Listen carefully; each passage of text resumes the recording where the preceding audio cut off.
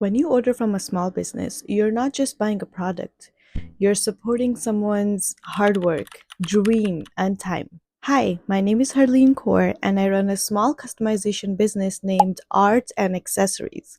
And in today's video, I will be showing you exactly what you receive when you order from my small business. Every step, every detail, and every little thing that goes in your order. This video is for anyone who loves handmade products, supports small business, or is thinking about placing an order with my customization business. Let's get started. But first, please like and subscribe. It helps my small business more than you know.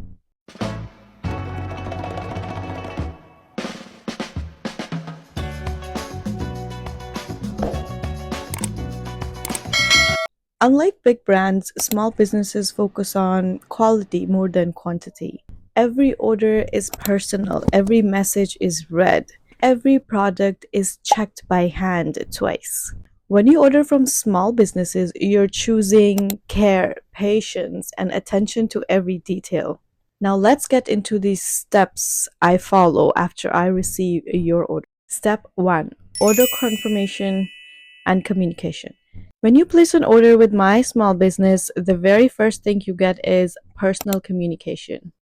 This isn't any automated message or a copy paste template. This is me personally reading your message, understanding every detail, and exactly what you're looking for. Most of the times, I ask some of the questions like, who is this order for? Is it a gift or if it's a personal use product? What colors or fonts would you personally like? And what are the timelines? When do you need it by? This very step is extremely important to me because customization means details. Even something as small as font details can change the whole look of the product. I also make sure to clearly explain the timelines, the pricing, and what is possible and what is not. I believe that communication builds trust, and trust is everything in small business. I want my customers to feel comfortable, heard, and confident, even before I start working on their orders. Step 2: Design planning and preparations. Once the order is confirmed, I move into design planning and preparation stage. This is where your idea turn into an actual product. I don't rush this part. I think about size of the design, the placement on the product, font balance, the overall aesthetics. Sometimes the simple designs are the complicated ones because everything has to be perfectly aligned. I visualize how the product is going to look in real life, not just on the screen. This step takes a lot of time, but that's what separates small business handmade products and mass-produced products. I treat every design like it's going to be posted on everywhere because my name is attached to it. Step 3: Cutting the design. After the design is finalized, I use my Cricut machine to cut the vinyl. This machine helps me achieve clean, precise cuts that would be almost impossible to do by hand. For cutting, I double check design size, vinyl color, blade settings. Even one small mistake here can mean starting over. This part may look simple, but it requires a lot of focus and patience. I always like to stay nearby when the machine is cutting the vinyl because I want to make sure everything is going perfect and smoothly. This is where technology meets creativity. Step 4: Reading the design. Once the vinyl is cut, I move on to one of the most time-consuming steps, weeding. This means removing all the extra vinyl using a weeding tool and tweezers, leaving only the final design behind. Small letters, thin lines, and tiny details requires a lot of patience. This step can be rushed. One wrong pull can ruin the entire design. But honestly, this is also one of the most satisfying parts for me, watching the design slowly come together. This step really tests your patience, but patience is a big part of running a small business. Step 5: Transfer paper and placement. Once the design is fully weeded, I apply transfer paper on top of the vinyl. The transfer paper helps lift the design and keep everything aligned while placing it onto the product. I use a scraper tool to make sure the vinyl sticks evenly to the transfer paper, no bubbles, no lifting.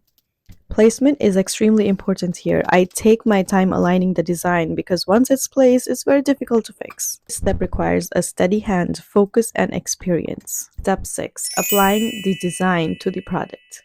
This is the moment when everything comes together, the actual customization. I carefully place the design onto the product, apply pressure evenly, and slowly remove the transfer paper. I make sure every edge is sealed properly so the design lasts. I don't rush this part at all. This is the final look that the customer will receive and it needs to be perfect. Every product I send out represents my brand, my work, and my reputation. Step 7. Quality check. After customization, I do a full quality check. I inspect the product from each and every angle, checking the alignments, adhesion, and cleanliness. If something doesn't look right, I redo it or fix it. I will never send out something that I would personally not be happy to receive. Quality always comes before speed in my small business. Step 8. Packaging the order. Packing is a really important part of customer experience. I carefully wrap each product to protect it during delivery while also making it look presentable and thoughtful.